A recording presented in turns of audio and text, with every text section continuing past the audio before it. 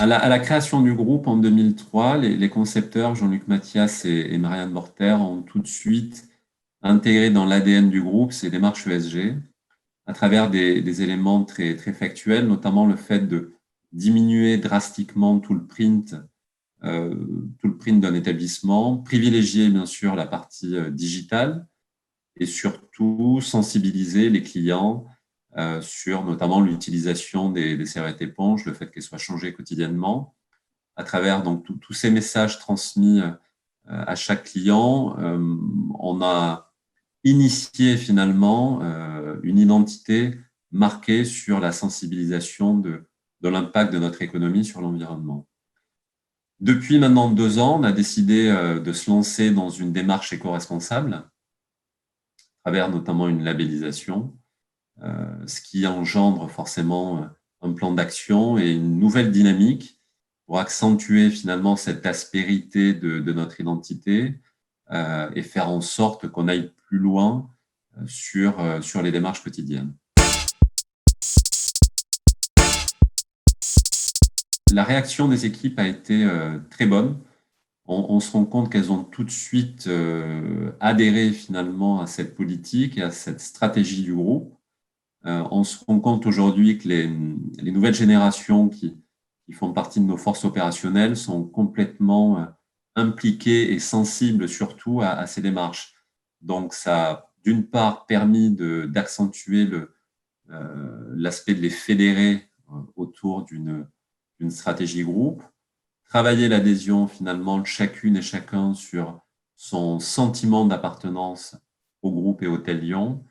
Et surtout, il ne faut pas oublier que ce sont nos équipes qui, au quotidien, portent les projets, déroulent les plans d'action, ce qui nous permet, nous, ensuite, de mesurer effectivement les résultats à travers tout ce qui est décidé en amont. Mais je dirais que l'adhésion des équipes, c'est clairement la clé de voûte, finalement, de ces démarches RSE pour nous.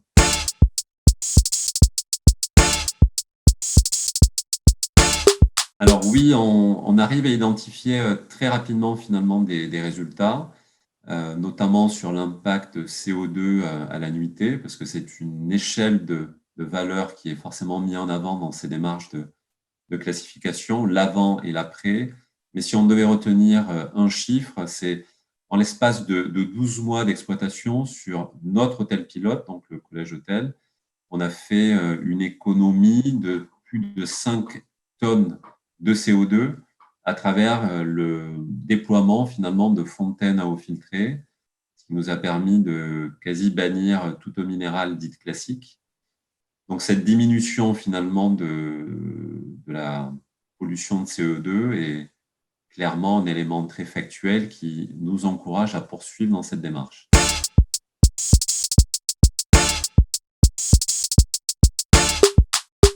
Alors, je dirais que le conseil, c'est surtout outrepasser l'aspect restrictif que peut avoir cette notion de rentrer dans une démarche de labellisation.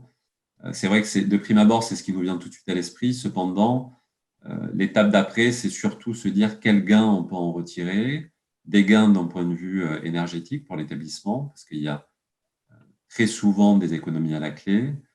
L'aspect d'impliquer les équipes sur un projet fort, comme je l'ai cité précédemment, et surtout aussi valoriser cette démarche auprès de nos clients et accentuer finalement cette notion de prendre conscience finalement de notre impact sur l'environnement, lancer des actions et le faire savoir surtout. Donc il y a un aspect forcément communication auprès de notre clientèle qui est primordial. Donc on peut en retirer finalement que des bénéfices quand on analyse point par point tout ce qu'on met en œuvre pour se lancer dans cette démarche.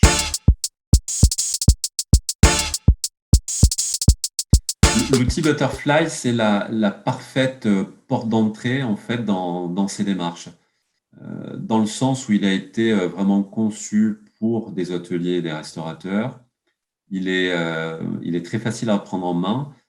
En fait, une fois qu'on a centralisé la quantité de données nécessaires à l'analyse, l'outil Butterfly permet en l'espace de 48 heures de proposer un audit chiffré et précis sur les points positifs comme les négatifs, ceux à améliorer du moins, dérouler un plan d'action.